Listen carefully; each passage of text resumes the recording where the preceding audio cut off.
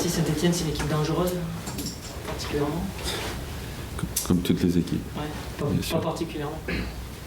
Ils sont en forme jusqu'au match de Lyon. On a vu une bonne équipe de Saint-Etienne depuis le début de saison. Il y a eu un petit coup d'arrêt contre Lyon, mais c'est Lyon. Donc évidemment, on s'attend à forte partie. Mais bon, nous, on redoute toutes les équipes. On s'est aperçu que contre des équipes qui luttaient pour le maintien, on avait du mal aussi. Donc voilà. Évidemment, contre Saint-Etienne, ce sera encore beaucoup plus difficile. Vous les trouvez plus complets, plus costauds que la saison dernière? Bon, la saison dernière, je crois qu'à la même époque, ils étaient à peu près dans ces eaux-là, donc au niveau du classement. Bon, après, ils ont un petit peu baissé pied en deuxième partie, donc on verra ça en deuxième partie. Aujourd'hui, c'est vrai qu'ils confirment, disons qu'ils sont réguliers. Je trouve qu'ils recrutent bien. Ils commencent à s'installer dans le haut de tableau régulièrement. C'est une équipe qui est intéressante au niveau du jeu aussi. Voilà, donc c'est devenu une très bonne équipe du championnat, disons. C'est le genre de match que votre équipe apprécie?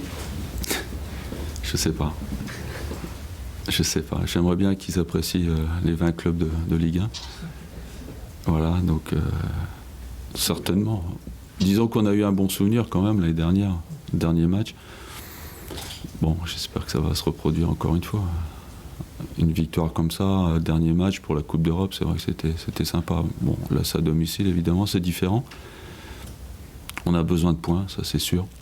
On a besoin de gagner, parce que sur les 3 derniers matchs, on a envie de faire beaucoup de points, parce qu'on en a laissé en route depuis 2-3 matchs. Voilà, et je pense que ça passe déjà par le match de Saint-Etienne qui sera costaud à jouer. Ouais. Il faut arrêter de gâcher. Ouais, comme Giroud dirait. Ouais, c'est vrai. Ouais, c'est vrai. Mais c'est même pas gâché, c'est qu'on sait que c'est aussi dur contre des petits, soi-disant, que contre des gros. Donc aujourd'hui, on a battu Marseille, on a battu Rennes, on a fait des bons résultats à Paris. Lyon, on gagne, même si tout le monde n'était pas content, nous on était contents de gagner à Lyon. Voilà, on est plus concerné contre des bonnes équipes. Mais j'espère que ça va s'arrêter, qu'il faut considérer tout le monde de la même façon. Parce qu'elles sont plus joueuses, peut-être, ces équipes-là? Non, je pense pas. C'est pas une question de tactique de jeu par rapport à l'adversaire. Je crois que contre Sochaux, on a eu la possibilité, on a eu le ballon pendant 70% pratiquement, et voilà, c'est une question d'efficacité, on n'arrive pas à être efficace. Après, on a gagné des matchs contre Marseille, contre Rennes aussi, on gagne 1-0. Ça aurait pu faire 0-0 aussi. Mais bon, contre ces équipes-là, on a gagné quand même. Ça vous agace, ce genre de comportement qui change en fonction du niveau de l'adversaire? Je crois que c'est le lot de toutes les équipes. C'est inconscient, je pense pas que c'est fait exprès, mais c'est dans l'inconscience, voilà. C'est difficile à rectifier. C'est un problème individuel qu'il faut régler, de motivation individuelle. Je pense que ça commence déjà par l'individu, et quand on a une vingtaine de joueurs motivés pour un match, c'est quand même plus intéressant que quand il y en a une dizaine qui sont moins motivés. C'est peut-être ce qui peut vous coûter une place. Ouais, mais les autres aussi, ils ont le même problème, donc ça se rencontre aussi dans toutes les équipes.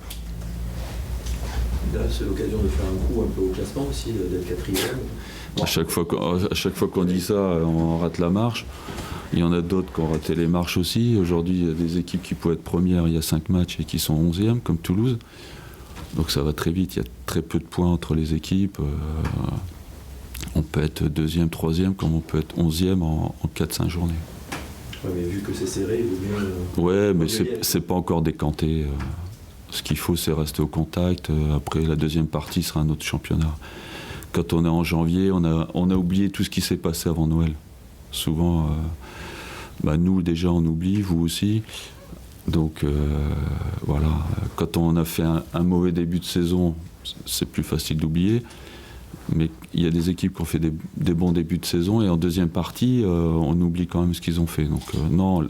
À partir de janvier, ça sera un autre championnat. Ce qu'on veut, c'est sur les 3 matchs, rester au contact. Et moi, j'ai dit, il y a Lyon et Paris qui sont au-dessus.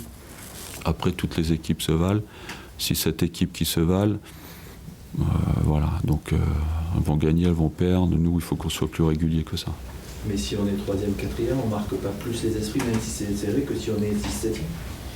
Bien sûr, mais bon, l'année dernière, on était 12, 13e longtemps, et puis on est revenu à la fin. Après, il faut faire une bonne série au bon moment. Voilà. Aujourd'hui, on voit que toutes les équipes ont des bonnes séries, après une série négative.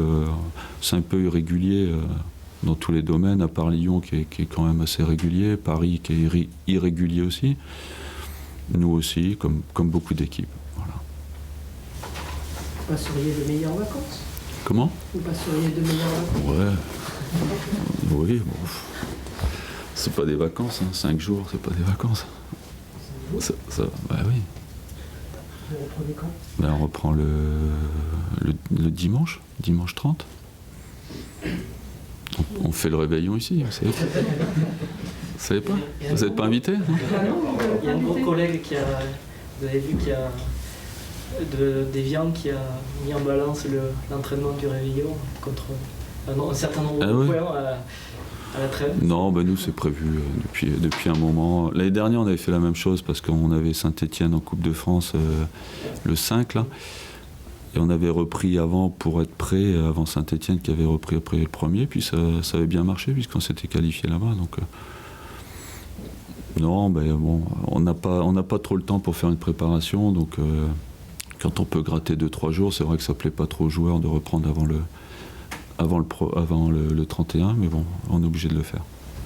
Tout le monde, les Brésiliens, Les Brésiliens, ceux qui Ah sont ben loin. s'ils sont pas là, ils auront une amende et ils joueront pas, ça c'est sûr. Ils sont prévenus, je leur ai dit, donc ils m'ont posé la question, bien sûr. Maman, j'ai raté l'avion, ouais, d'accord. Mais ça se passera pas comme ça, non. Vous récupérez Ludovic?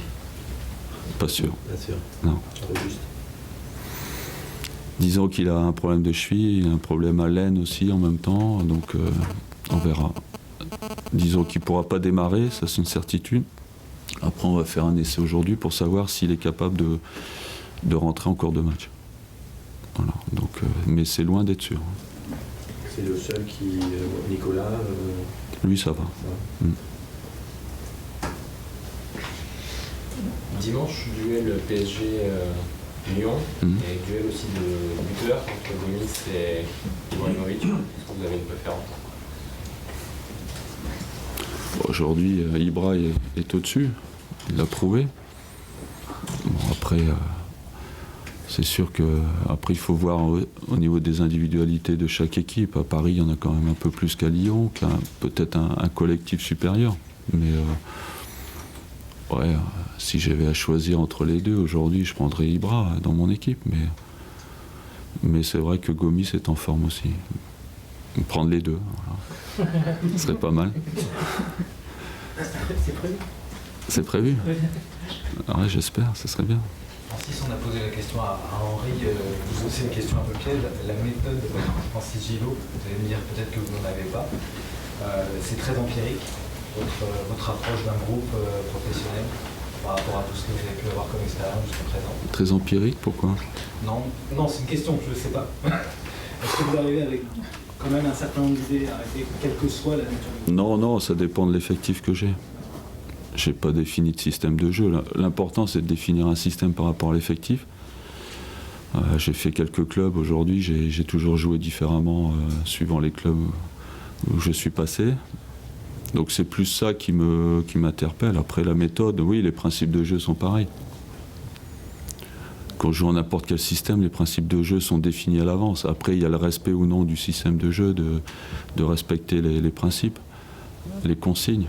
Ça, c'est le plus difficile à faire passer aux joueurs. Mais dans n'importe quel système, on sait ce qu'ils doivent faire. Les joueurs sont au courant des tâches qu'ils ont à faire quand ils ont le ballon et quand ils l'ont pas.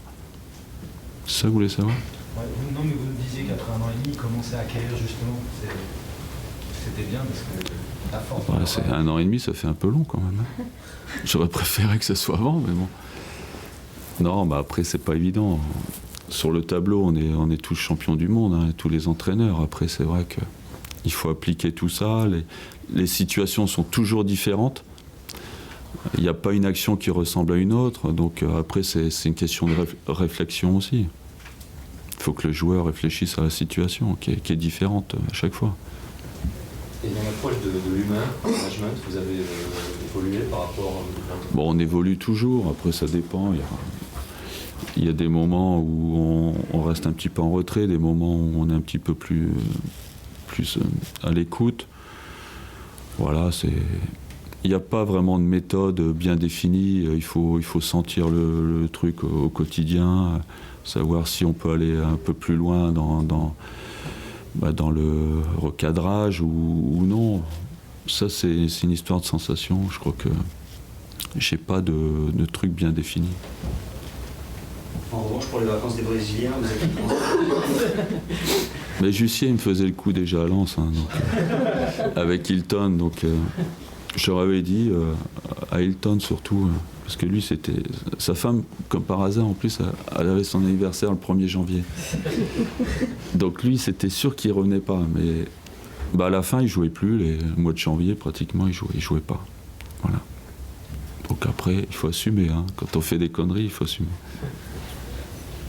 Après, c'est vrai qu'ici, il y a eu de temps en temps un petit délai supplémentaire pour les Sud-Américains.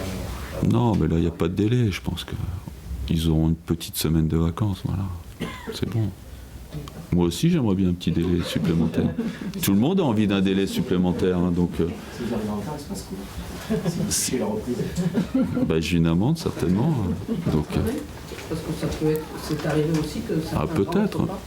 Moi, j'arrive à Lille dimanche soir. Hein, donc, peut-être les Brésiliens, ils vont arriver avant moi au Brésil. Hein.